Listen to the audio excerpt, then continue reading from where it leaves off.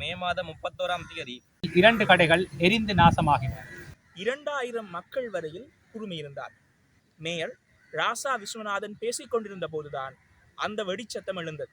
சுவர்கள் தணலில் வெந்து வெடித்து போயின. காந்தி அச்சகத்தை நோக்கி வேட்டுக்கள் தீர்க்கப்பட்டன. ஆனால் அங்குள்ள யாழ்ப்பாணம் என்பதை நீக்கிவிட்டு வெறுமனே யோகேஸ்வரன் எம்பி என கூறும் அளவுக்கு இலங்கை ஒளிபரப்பு கூட்டுத்தாபனமும் நடந்து கொண்டுள்ளது. சிவில் உடையில் வந்தவர்கள் தமது இஷ்டப்படி நாச வேலைகளில் ஈடுபட்டனர். 31ஆம் திகதி இரவு 8 மணி இருக்கும். அக்கூட்ட மைதானத்தில் வெடித்தது பட்டாசு அல்ல. 500 பேர் துப்பாக்கிகளுடன் ஓடி வந்தனர். இரவு 8:15 மணிக்கு தொடங்கிய பயங்கர வன் செயல்கள் அன்றிரவு 11 மணி வரை தலைவிரித்தாடியது.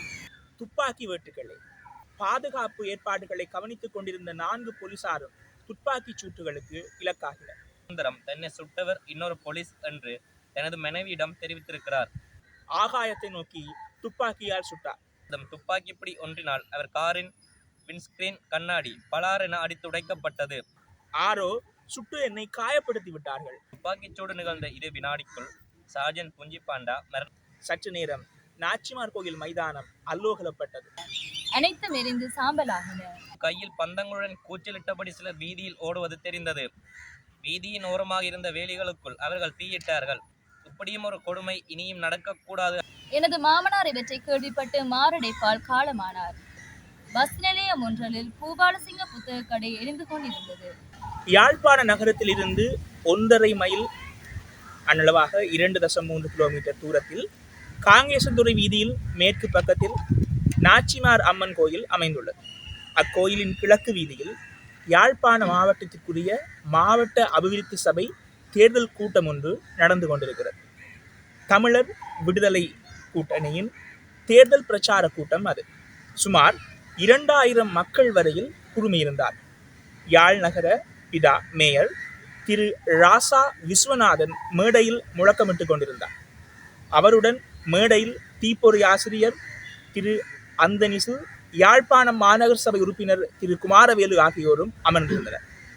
இப்பிரச்சார கூட்டத்தின் பாதுகாப்பு ஏற்பாடுகளை 4 போலீசார் கவனித்துக் கொண்டிருந்தனர். அவர்களில் 2 போலீஸ் சார்ஜென்ட் ஆவார். சார்ஜென்ட் குஞ்சிபெண்டா குர்நாகலை சார்ந்தவர். சார்ஜென்ட் கனகசுந்தரம் மீசாலையை சார்ந்தவர். ஏனைய 2 போலீஸ் கான்ஸ்டபிள்கள் திரு குணசிங்காவும் ஜனாப் உஸ்மானும் ஆவார். மேயர் ராசா விஸ்வநாதன் பேசிக் கொண்டிருந்த போதுதான் அந்த வெடிச்சத்தம் எழுந்தது. திரு விஸ்வநாதனின் சொற்பெருக்கை செவிமடுத்து கேட்டுக்கொண்டிருந்த மக்கள் கூட்டம் வெடிச்சத்தம் கேட்டதும் பதட்டமடைந்தது. ஒரு பகுதியினர் சடுதியாக ஓடத் தொடங்கினர். பட்டாசு வெடிப்பதாகவும் சனங்களை அமைதியாக இருந்து கூட்டத்தை கேட்குமாறும் தலைவர் மக்களை கேட்டுக்கொண்டார். மீண்டும் வெடிச்சத்தம் கேட்டபோது மக்கள் குழப்பமடைந்தனர். உண்மையில் அக்கூட்ட மைதானத்தில் வெடித்தது பட்டாசு அல்ல, துப்பாக்கி வேட்டுகளை. தேர்தல் பிரச்சார கூட்டத்தின் போது பாதுகாப்பு ஏற்பாடுகளை கவனித்துக் கொண்டிருந்த 4 போலீசாரும் துப்பாக்கி சூட்டுகளுக்கு இலக்காகினர்.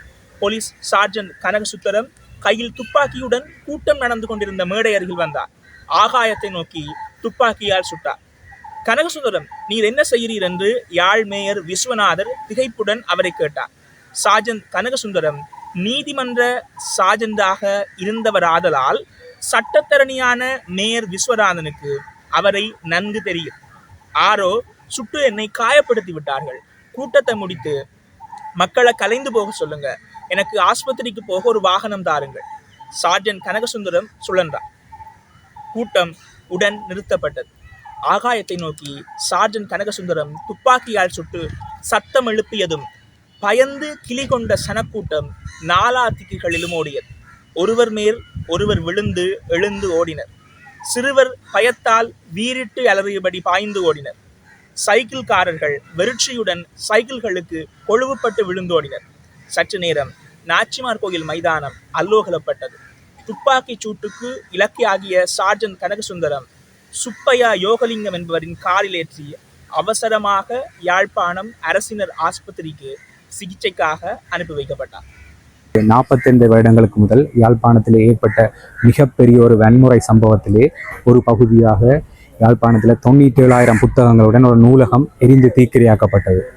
சொல்ல போனால் மே மாதம் 31ஆம் தேதி பின்னேரம் ஆரம்பித்த ஒரு கலவரம் ஒரு 3 நாட்களுக்கு யாழ் நகரையே திருப்பி போட்டிருந்தது. யாழ் நகரினுடைய ஒரு வாழ்வியலையே சிதைக்கும் வகையிலே ஒரு பெரிய ஒரு கலவரமாக மேற்கொள்ளப்பட்டது. இதன் முக்கிய ஒரு இதாக ஒரு பண்பாட்டு படுகொலையாக யாழ்ப்பாண நூலகம் தீக்கிரையாக்கப்பட்டது. இந்த 45 வருடங்கள் கடந்திருந்தாலும் அதே வன்மம், அதே இனப்படுகொலை எங்கள் தமிழினத்தின் மீது பிரயோகிக்கப்பட்டு கொண்டுதான் வருகின்றது. அந்த வரலாறுகளை, அந்த வழிகளை எங்கள் அடுத்த சந்ததிகளுக்கு கடத்த வேண்டும் என்பதுதான் எங்களுடைய ஒரு நோக்கம். அந்த வகையிலே இந்த புத்தக வாசிப்பு நிகழ்வு, ஏனென்றால் நினைவேந்தல் என்பது வெறுமனே நாங்கள் ஒரு விளக்கை கொளுத்திவிட்டு செல்வதுடன் நினைவேந்தல் என்பது முறைந்துவிடப் போவதில்லை. அந்த வரலாறுகளை, அந்த வழிகளை, சம்பவங்களை அடுத்த தலைமுறைக்கு கையளிக்க வேண்டியது அனைவரிடமும் கடமை. அதில் ஒரு அங்கமாகத்தான் இந்த புத்தக வாசிப்பு நிகழ்வினை நாங்கள் ஏற்பாடு செய்திருக்கிறோம். அதில் நீலவண்ணன் செங்கையாளியன் ஐயா அவர்களால் எழுதப்பட்ட மீண்டும் யாழ்ப்பாணம் எரிகின்றது என்ற அந்த புத்தகம் தான் இன்று ஒன்று கூடி இளையோர்களால் இந்த சுப்பிரமணியம் பூங்காவிலே வாசிக்கப்படுகிறது. இந்த வாசிப்பின் ஊடாக நாங்கள் நினைவுகளை கடத்துவதுதான் இந்த நிகழ்வினுடைய முக்கிய ஒரு அங்கமாக இருக்கின்றது. இதை சிறகுகள் அமையம் இதை ஒழுங்கமைப்பு செய்திருக்கிறோம். இது தொடர்ச்சியாக இவ்வாறான ஒவ்வொரு புது விதங்களிலே நினைவுகளை கடத்த வேண்டிய தேவை எங்களுக்கு எப்போதுமே இருக்கிறது. தொடர்ந்தும் இந்த நினைவுகளை கடத்தி கொண்டு செயற்படுவோம்.